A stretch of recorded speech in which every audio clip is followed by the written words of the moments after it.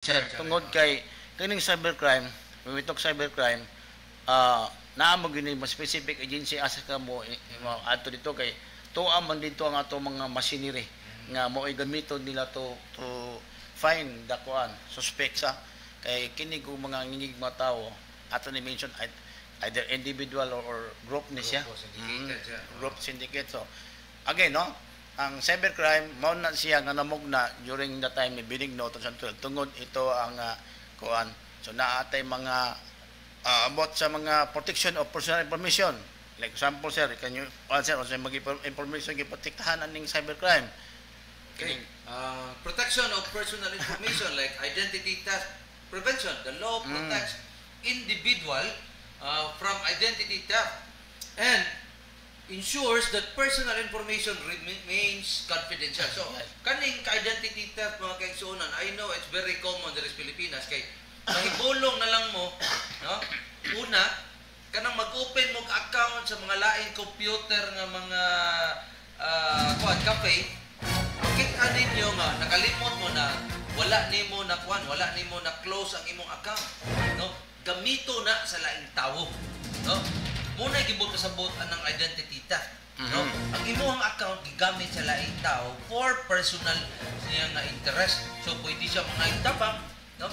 Usually it happens kaning mga tao mga iyo o kanang mga hinabang kanang mga nagkasakit, no? They will be posting sa ilahang mga panghinahanglan through online na kana posting, no? Ang mahitabo gibinuangan sila. So muna sila nga ang ilang account gigamit sa laing tao, di na nila ma-open ang gagamit laing. Kato ng mga hackers muna sila identity theft. Identify kinsay ang mga hackers no, naan sila ang ato ang ato dili ko no asa mo ani nga kinsay maka-identify na siya.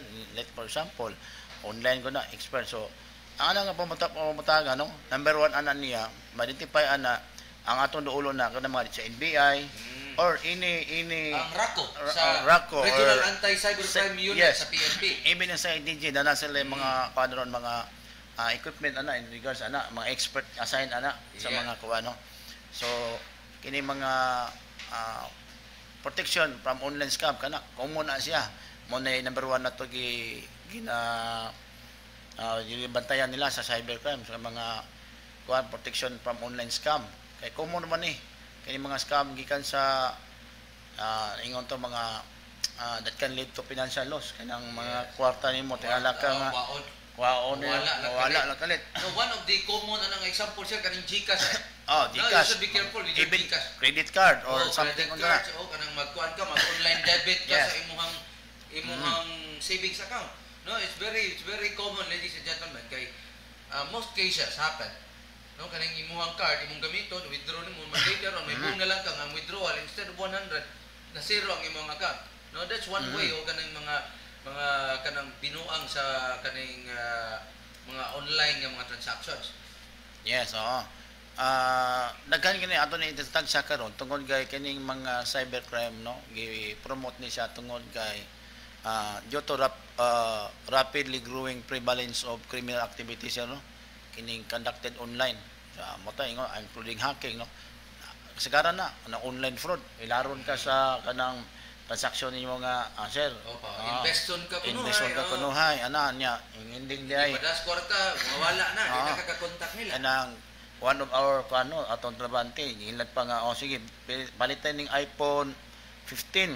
The worth lang og 10,000. Just imagine, yung iPhone 15 naago na sa mga 80,000. Mahal kaya. So, ikaw sad na brainwash ka kay basalig man. So, ingon nga unsa man imong pagkuha? Simple lang, adto ka sa Pacific Mall, pangitaan ng tindahan dito makuha nimo. But before that, ipresenta ang imong bayad sa kuha dito ng resibo, dito kuhaon nimo. Ipakita na ni nga you are already paid na. So worth of 10,000 bayad ka. So what happened nga abot dito sa tindahan? Di ito gitudlo tindahan, di mao. Or abot dito ningon na wala mi ana nga transaksyon. So lo kay kamo na consider online fraud no. Dawag lag cyber stalking no. Kanang isunsundan ka kanang ila man na studyohan sa unsa po kahina ang ilang biktimahon. O kining gitawag nila kining unsay mga murag na studio sila, unsang address kagapuyo, unsay imong income, unsay mga kuani. So kana ang if that happen, no, so mo tigyon ko maduol ka sa possible kanang mga sa PNP, sa NBI nga na naa sila yung mga saktong equipment ana, kayamanan ana kay naman sila gitawag og mechanism for investigation and prosecution, no, na protect individuals and business from digital threats ba or kanang combat cybercrime in the digital ilang unsa pa na mga expert na sila na magkatubag mo ana in terms sa mga problema na daghan man gud karon nga grabe sa mga online. Actually karon nang nahitabo karon, no, murag ko ano kayo, murag ang online fraud, no, mas grabe na kaayo.